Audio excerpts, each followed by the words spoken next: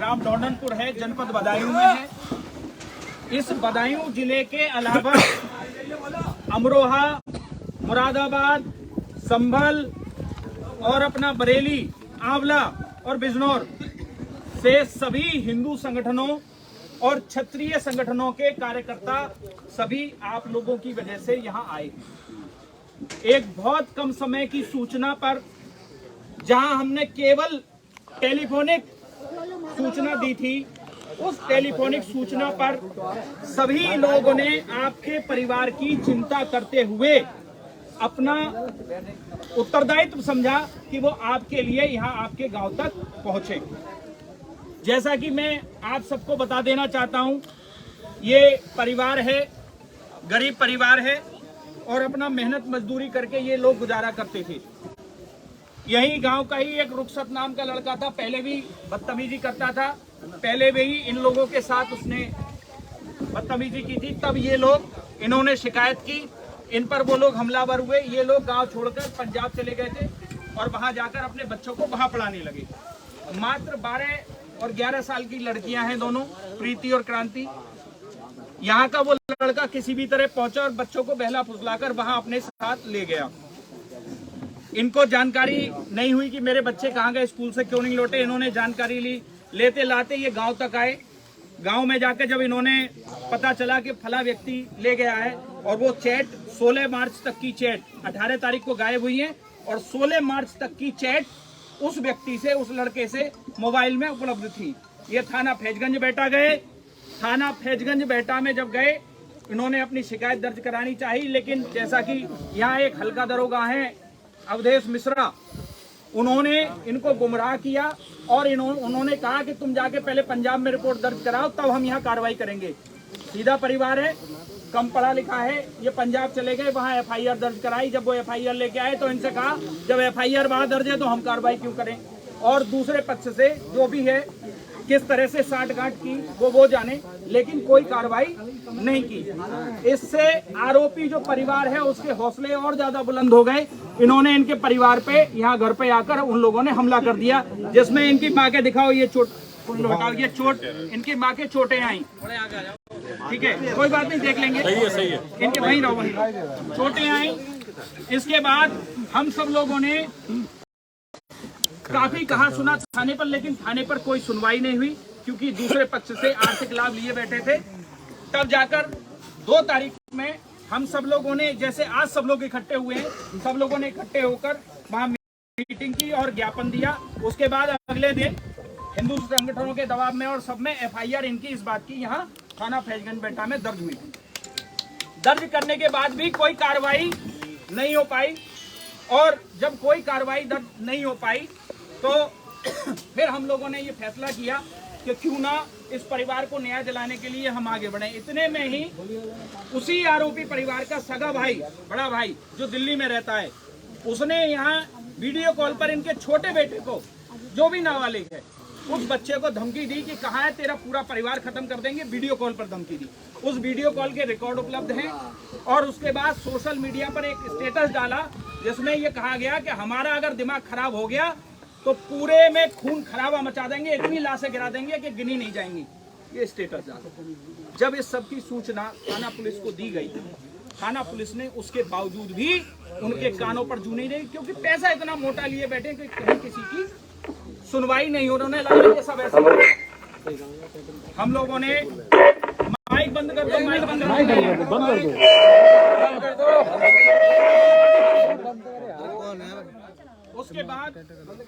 उसके बाद जब ये इतनी बात हो गई, तुरंत गांव में एक नया मामला आया। वहां इसी गांव में एक अवैध मस्जिद निर्माण होने लगा।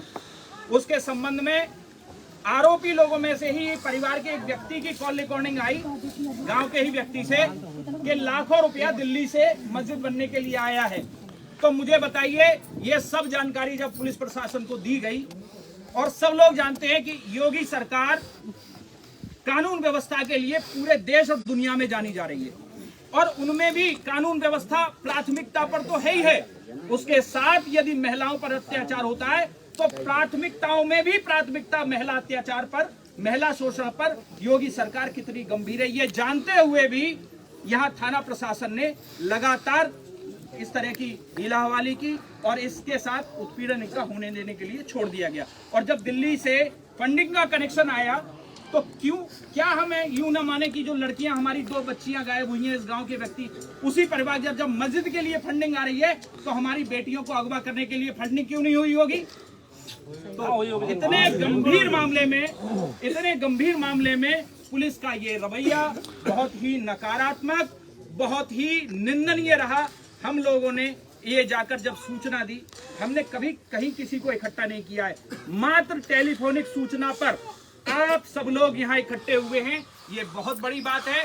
एक गरीब परिवार के लिए, एक आम आदमी के लिए आप सब लोग यहाँ अपना बहुमूल्य समय देकर आए हैं। उसके न्याय के लिए आप सब लोग यहाँ एकत्र हुए। मैं आप सबको साधुवाद देता हूँ, आप सबका आभार व्यक्त करता हूँ।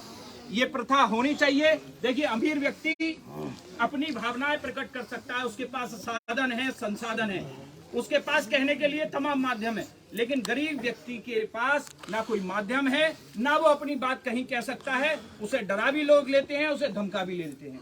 हमारा कष्ट ये है कि इतनी घटना होने के बाद, इतना लंबा समय होने के बाद आरोपी युवकों पर अभी तक कोई कार्रवाई नहीं हुई। न लड़कियों के अपहरण में संबंध में हुई, न हमले के संबंध में हुई, और उसके बाद न धमकी देने के संबंध में हुई, और न अवैध मस्जिद निर्माण और अवैध फंडिंग के संबंध में हुई। इसका मतलब समझ लीजिए कि यहाँ का जो लोकल प्रशासन है, जो पुलिस प्रशासन लोकल है, थाना स्तर तक का, वो किस कार्यशैली से काम कर रहा है, उनकी कार्यशैली क्या है और उनकी मंशा क्या है, सरकार की मंशा के विपरीत जाकर वो किस तरह से काम कर रहे हैं। तो आज हम सब लोगों का इकट्ठे होने का, पीड़ित परिवार को यहाँ सांत्वना देने का, उनको सुरक्षा की भावना उनके अंदर आए कि वो अकेले नहीं है, हम सब लोग उनके साथ हैं।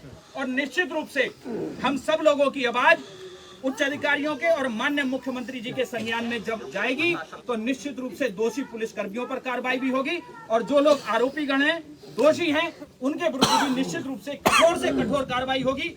और उस अवैध जो मस्जिद वाला प्रकरण है जिसमें अवैध फंडिंग हुई है, उसमें भी जांच कराई जाएगी कि दिल्ली के और गांव के कौन कौन लोग हैं जो अवैध धनराशि लाए हैं, और लड़कियों को अपहरण करने में उनकी क्या भूमिका है और कहां से ये फंडिंग हुई है। ये निश्चित रूप से इन बिंदुओं के साथ आज हम उच्च अधिकारियों को ज्ञापन सौंपेंगे, और इस परिवार को हम सबकी ओर से विश्वास दिलाना चाहेंगे कि हम सब लोग आपके साथ पूरी तरह से हैं। और अब इसी कड़ी में मैं चाहता हूं हमारे अखिल भारतीय क्षत्रिय महासभा के राष्ट्रीय महासचिव, थोड़ा सा आप जो भी है, चलिए आप हमारे सौरभ जी जो अमरोहा से आए, आप अखिल भारतीय क्षत्रिय महासभा के प्रदेश पदाधिकारी हैं, मैं उनसे कहूंगा कि आप अपने जो भी यहाँ विषय है उस संबंध में अपनी पहचान रखें। जैसा कि आप सभी लोगों को पता है कि विशाल जी ने सारी चीज़ें बता दी हैं, प्रकरण क्या है मैं उस पॉइंट पर अब नहीं बताना चाहता। बहन जी के आंखों के नीचे जो चोट है उन्हीं की मारपीट का चोट है। हाँ, उन्हीं से उन लोगों ने ये आप लोगों की सारी जो वीडियो बना रहे हैं, आप सभी के माध्यम से बताना चाह रहा हूँ कि क्षत्रिय समाज का कोई भी व्यक्ति किसी महिला के चेहरे पर या बॉडी पर एक चोट का निशान देकर, और खासकर अपने परिवार का देखकर, किसी भी कीमत पर सहनशीलता नहीं दिखा सकता। अगर यहाँ पे तादाद, इतनी भीड़ खड़ी है तादाद में, और ये सहनशीलता दिखा रही है, तो समझ जाइए कि हम लोग कितने आक्रोश में हैं और हम इसको दबाए बैठे हैं। वो गुंडे बनकर आए, इसे कहते हैं ना कि झुंड बनकर आए, छोटे से लोग छोटी सी भीड़ लेके मारपीट करके चले गए। हमारे लिए 2 मिनट का खेल है, हम जाके जाएंगे, नेस्तनाबूद कर सकते हैं। हमारी अपनी सरकार है, सरकार सभी की है, सभी के लिए काम कर रही है, लेकिन सरकार का मतलब ये नहीं है, प्रशासन का मतलब ये नहीं है कि आप और हम उनके दबाव में, उनके प्रेशर में आके कि कोई भी एक्टिविटी नहीं कर सकते। हम इसलिए कर रहे हैं कि हमारे संस्कार, हमारी परंपरा ऐसा हमें करने से रोक रही है। मैं अपील करना चाहता हूं आप सभी लोगों से कि इस परिवार, जो यहाँ पर जो आसपास के लोग हैं, ये रात को 12 बजे फ़ोन करें, 1 बजे फ़ोन करें, जिस समय फ़ोन करें, आप यहाँ पर उपस्थिति दर्ज कराएं। विशाल जी हैं, सब कुछ डील लीड कर रहे हैं, अच्छे तरीके से कर रहे हैं। बस मैं यही एक आप लोगों को फिर से मतलब बताना चाहता हूं कि अगर अगले 1 हफ्ते तक जो हम लोग अभी डिस्कस करेंगे, टाइम एक बनाएंगे, उस टाइम पीरियड में अगर कोई कार्रवाई नहीं होती है, प्रशासन अब तक कार्रवाई नहीं कर रहा है, इस पर आपकी क्या रणनीति होगी? विशाल जी ने बता दिया, पूरा गांव जानता है, परिवार के माध्यम से गांव जानता है, आप देख रहे हैं इनके चेहरे पे चोटें लगी हैं। ओवर द कॉल परिवार के लोगों ने बता दिया है कि कुछ पैसों का लेन देन हुआ और डेफिनेटली ऐसा ही हुआ है, वरना ऐसा नहीं है कि इतनी बड़ी घटना हो जाए कोई कार्रवाई ना हो।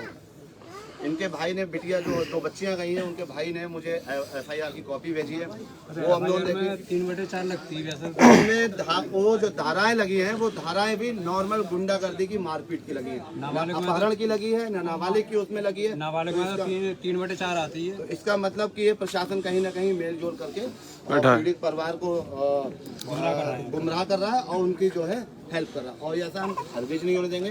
अभी हमारी टीम बैठेगी, कोर टीम डिसाइड करेगी कितना समय देना है। हम लोग अभी फैजगंज थाने में जाएंगे, उसके बाद जो उनको समय देने वाले हैं, अगर उस समय पीरियड में कार्रवाई नहीं होती है तो फिर आप समझ लीजिए कि जैसे एक परिवार में किसी की तबीयत खराब होती है ना, तो उसमें 2 लोगों का मेन रोल होता है, एक घर का होता है जो गार्जियंस होते हैं और एक डॉक्टर का होता है।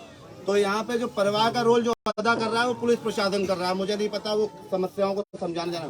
जो डॉक्टर का जो रोल होगा वो फिर हम लोग कर देंगे, और जो बीमारी है वो आप लोगों को पता है क्या बीमारी है, वो हम अपने हिसाब से पूरा समाधान करके दे देंगे।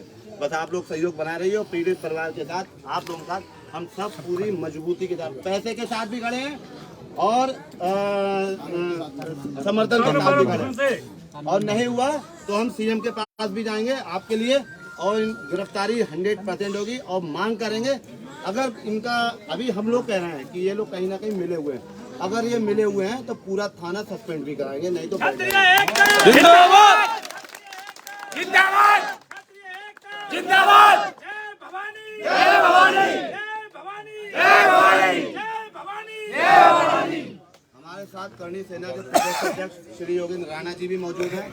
मैं चाहूँगा आप भी अपने 2 वक्तव्य इनको बताएं, समर्थन दें। देखिए, सौरभ जी ने और विशाल भाई जो भारतीय जनता पार्टी युवा मोर्चा के जिलाध्यक्ष हैं, सब कुछ बता दिया है, और कानून व्यवस्था को बनाए रखने के लिए हम शांतिपूर्ण वातावरण बनाए हुए हैं। क्योंकि इसी एक छोटी सी घटना के कारण अगर आप पीछे जाएं तो मुजफ्फरनगर में जो दंगा हुआ था वो भी ऐसी एक छोटी सी घटना थी, और पुलिस ने उस घटना को बड़े हल्के में लिया, और वो भी छेड़छाड़ की घटना थी। वो मुस्लिम लड़का छेड़छाड़ करता था लड़कियों से, और अगर वहाँ का स्थानीय प्रशासन अगर उस समय उस बात को हल्के में न लेता, अगर गंभीरता से उस पर विचार किया होता स्थानीय प्रशासन ने, तो मुजफ्फरनगर दंगा नहीं होता, हजारों घर जल गए। तो यहाँ के स्थानीय प्रशासन को मैं समझता हूँ, आज देखिए इतने लोग हम एकत्रित हुए हैं, लेकिन यहाँ का कोई स्थानीय प्रशासन, यहाँ की जो पुलिस है, जो लोकल पुलिस है, वो कोई कर्मचारी यहाँ नहीं आया। तो हमें शांति व्यवस्था के साथ में बनाए रखने के लिए, क्योंकि भारतीय जनता पार्टी के जो मौजूदा पदाधिकारी हमारे मध्य में बैठे हुए हैं, तो हम किसी प्रकार का कोई ऐसा माहौल नहीं फैलाएंगे जिससे सरकार पर सवालिया निशान लगे या पार्टी पर कोई सवालिया निशान लगे। लेकिन हम अपनी मांग को पुरजोरता के साथ में रखेंगे कि जिस प्रकार से देखिए इनके चेहरे पर चोटें हैं, और जो आतंकी फंडिंग जो आप बता रहे हैं, वो फंडिंग हो सकता है दिल्ली से ना होकर पाकिस्तान से, अफगानिस्तान से, या किसी मुस्लिम कंट्री से आई हो। ऐसी, मैं करणी सेना का प्रदेश अध्यक्ष हूँ, मैं प्रदेश में जाता रहता हूँ, और मुझे ऐसी बहुत सारी चीज़ें सुनने मिलती हैं कि बहुत बड़ी एक इंटरनेशनल आप हमारे खिलाफ, हिंदुत्व के खिलाफ या हमारे समाज के खिलाफ ऐसा काम कर रहा है, और विदेशों से फंडिंग आ रही है हमारी लड़कियों को फंसाने के लिए। हाथों पर कलावा बांधते हैं, माथे पर टीका लगाते हैं, या अपने कॉमन नाम रख लेते हैं, सोनू मोनू वगैरह। तो आप सभी से निवेदन है कि सोशल मीडिया के माध्यम से जोर शोर से उठाएं और अपनी जो आवाज़ को बुलंद करें, ताकि इस प्रकार की कोई भी घटना आगे से कोई पुनरावृत्ति ना हो, और इस घटना में जो भी लोग हैं, जो दोषी हैं, उनके खिलाफ सख्त में सख्त कानूनी कार्रवाई हो। जय हिंद, जय भारत। गाँव के प्रधान को बुलाओ, मैं ब्रजेश चौहान जी, जो मानव अधिकार मानव है, कौन, क्या नाम है? नए बच्चे मिलेंगे, जी जी, क्या नाम है आपका? आप कौन सा जाति का है भाई? नहीं, गाँव छोड़ रहे क्यों? मतलब गांव की वजह क्या भाई साहब छोड़ने की? धमकी किसने दी थी आपको? किसने दी? प्लान करने की किसने दी आपको? धमकी किसने दी थी आपको? धमकी किसने दी? परसों धमकी दी हमें कि यहाँ तक गाँव से चले जाओ। मतलब हम तुम्हारे साथ हैं यार, रोने की जरूरत नहीं है। अगर हम लोग यहाँ आए, क्या मतलब रह जाएगा अगर आप लोग गांव छोड़ के जाओगे तो? ऐसा नहीं, ऐसे डरोगे तो ऐसे हर गांव खाली हो जाएंगे। ऐसे नहीं, ये खाली करना पड़ेगा इनको गाँव। धीरे खाली पड़ना पड़ेगा। ये तो पहली बार है, सुन लो। अभी हम यही कहना चाह रहे हैं, अगर 7 दिन के अंदर लड़कियां नहीं मिलती हैं तो 7 दिन के अंदर हम आपके साथ थाने पे बैठेंगे, पूरा परिवार थाने पे बैठेगा, सब बैठेंगे। और भूख हड़ताल पे बैठेगा और हम सब लोग बैठेंगे। अभी तो ये अंगड़ाई है, आगे और लड़ाई है, अभी तो ये अंगड़ाई है। आगे और लड़ाई है। बिल्कुल आप निश्चित रहिए, 1 हफ्ते का समय दे रहे हैं मात्र। 1 हफ्ते बाद मर जाएंगे, मिट जाएंगे, लेकिन जब तक लड़कियां नहीं आएंगी तब तक हटेंगे नहीं वहां से, ये हम गारंटी दे रहे हैं। कोई गांव छोड़ के नहीं जाएगा। और क्यों जाओ गांव छोड़ के जब हम लोग मौजूद हैं? और जिस दिन नंबर आएगा कह देंगे सब लोग फिर गांव फिर सब छोड़ देना। कोई गांव छोड़ के नहीं जाएगा, आप चिंता मत करो। आप लोग कहेंगे जहाँ भी मैं ब्रजेश चौहान जी, मानव अधिकार नहीं, मैं आप लोगों की अगर परेशानियां नहीं समझते और अपनी बच्चियां नहीं मानते, कौन किसके यहाँ जा रहा है? इतने सारे लोग जो आए हैं, क्यों आते हैं आप बताइए। और जिस दिन से हम लोगों ने ये मामला उठाया है उस दिन से बताइए, आपके FIR भी दर्ज कराई, सारी चीजें कराई, और आप यहाँ वहां से यहाँ आए हैं लोग।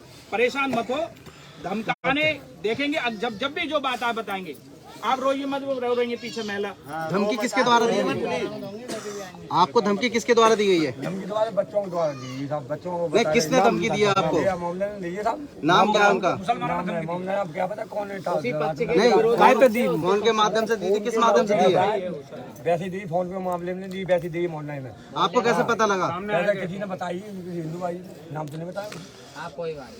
चलो परेशान मत हो तुम। ऐसे धमकी नहीं करेगा।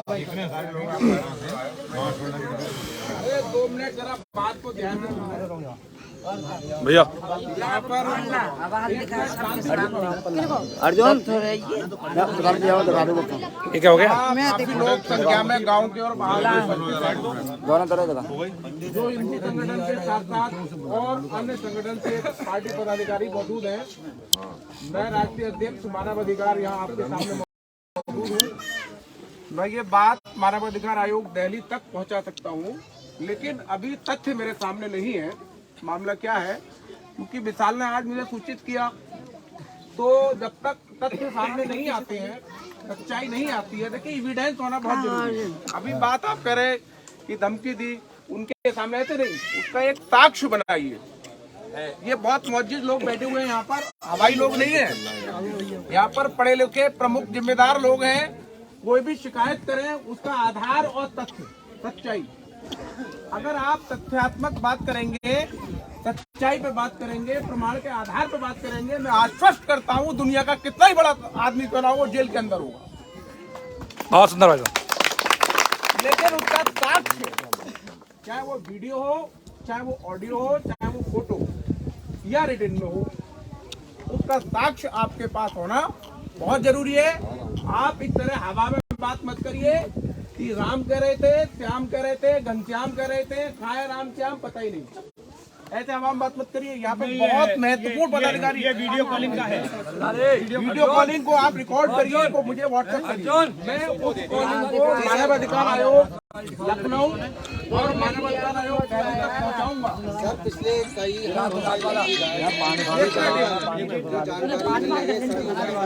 इकट्ठे हुए हैं, वो जानकारी अभी तक आपको नहीं है?